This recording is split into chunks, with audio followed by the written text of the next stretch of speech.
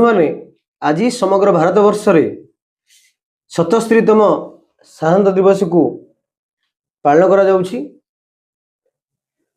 यह एथिपाई गुरुत्वपूर्ण बा एही दिवसटी महत्व रखे कारण आज परी एक दिन रे भारतीय मानक द्वारा तैयारी करा जाइथिबा संविधान आज टू कार्यकारी होइतिला। जो संविधान की देशर चिंतानायक माने भविष्य को आखिया रखिकी भारतर शासन व्यवस्था किपरि हबो, किपर नागरिक माने सुचारुरूपे कार्य निर्वाह करें वो सरकार किपरि भाव में सठिक भाव में शासन परिचालना करिपरिबो सेतिबे एक आईन खसड़ा तैयारी करा जाइथिला।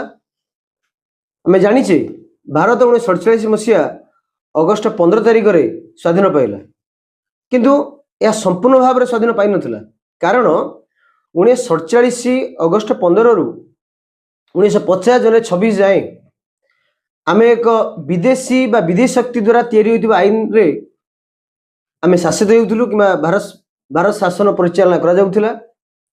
किंतु जेतेबेले आम निजस्व एक स्वाधीन संविधान तैयारी हला आमे से दिन आमे कहि परिबा आमे एक संपूर्ण स्वाधीन सार्वभौम राष्ट्र।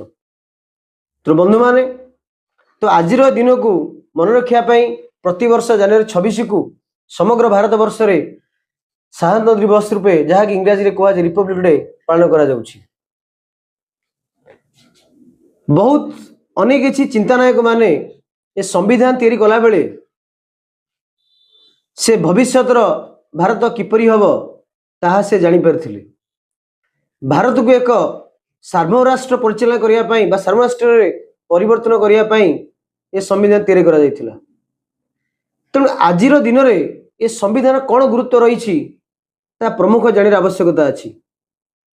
संविधान जहाँ कि केतेबेले मौलिक आईन रो समाहार जोंटारे भारतर शासन व्यवस्था किपरि परिचालना करा जिवो ता संबंध लिखित आकार वर्णना करा जाइछि। मैं जानिछि भारत हेउछि विश्वर एक सर्वबृहत लिखित संविधान जोंठारे 395 रु 395 धारा 22टी भाग एवं 12टी अनुसूची अच्छी जहाँ कि समग्र विश्व रे एक बृहत संविधान रो मान्यता लाभ करिछि।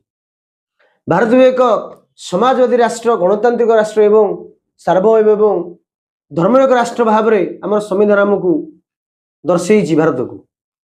तो आज युव शक्ति आज छात्रवादी समाज आम संविधान किसी जानवर आवश्यकता अच्छे। आम संविधान एक केवल जे एक लीगल डॉक्यूमेंट नुह, एक लिविंग डॉक्यूमेंट, लाइव डॉक्यूमेंट। तो